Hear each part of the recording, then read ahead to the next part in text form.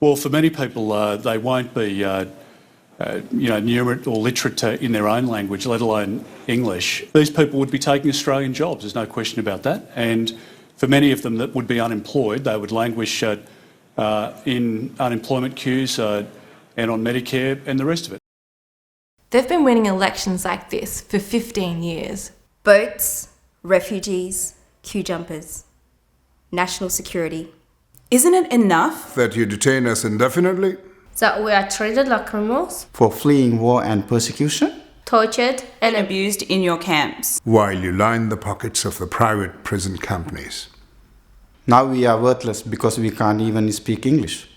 I thought the White Australia policy ended over 40 years ago. I guess not.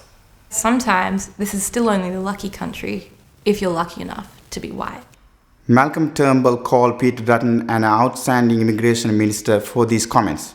The Labor Party condemned the comments, but support the same brutal detention policies. So once again, we have no one to rely on but ourselves. Who are you talking about when you say these things? My parents? My grandparents? Our families? All of us?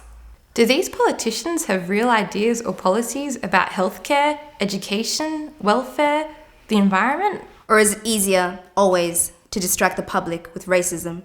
Easier to be a bully. How wonderful it must be to be able to steal land that isn't yours. And then tell others they can't come here for safety. We are refugees, some of the most vulnerable people in the world. But we are also survivors who have lived through unimaginable sufferings. We know more about determination and survival than any politician. And our legacy, our cultures, and the history of our struggle will be here long after these politicians in suits are gone.